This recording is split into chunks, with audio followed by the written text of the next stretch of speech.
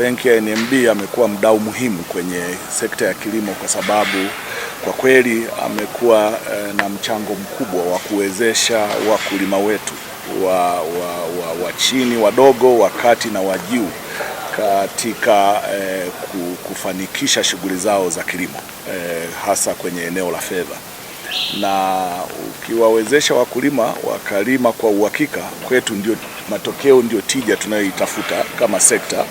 Na kwa hiyo kwa sababu wamekuwa players muhimu kwetu, tunawashukuru sana. Mimi nitumie nafasi hii kupitia wewe meneja wetu wa kanda ya kati wa NMB, tufikishie salamu zetu za dhati kabisa kwa CEO dada yetu Zaipuna na management nzima kwa namna walivyojenga utayari wa kushirikiana na sekta hii pana kwa Watanzania, sekta ya kilimo, kuiwezesha kufikia yale malengo ambayo tunayakusudia. Sisi tuna malengo yetu, tuna 10-30 au inaitwa Agenda 1030, lakini tuna master plan yetu, agriculture master plan ya 2050, lakini tuna dira ya taifa ya 25-50.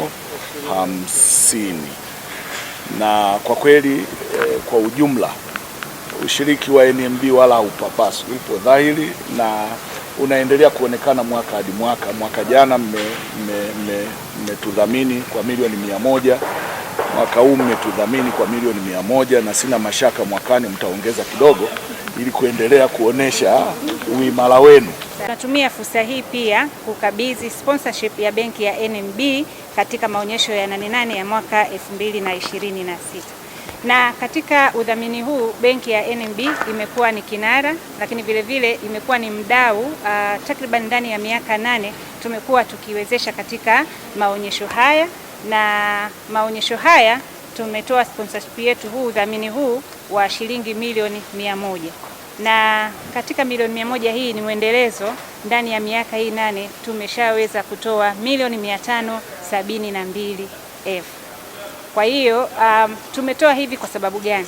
Tumetoa hivi kwa sababu wakulima, wafugaji, wavuvi ni wadau wa maendeleo, na sisi tukiwa kama mabenki tumekuwa mstari wa mbele kuhakikisha kwamba wakulima, wafugaji wanapata fursa mbalimbali ambazo benki ya NMB imetoa. Tumekuwa tukitoa elimu, tumekuwa tukidhamini, tumekuwa tukitoa mikopo ya aina mbalimbali, kuanzia mkulima mdogo anayelima kwa kawaida, wale wakulima wanaolima kibiashara, wafugaji wa aina mbalimbali. Tumekuwa tukiwezesha mikopo ya vifaa mbalimbali, vifaa vya kilimo, kwa mfano matrekta. Tumekuwa pia tukiwezesha vifaa vya kuvunia, vifaa ambavyo vinasaidia kuhakikisha vilimo vinakuwa bora, lakini vile vile kwa wale wafugaji.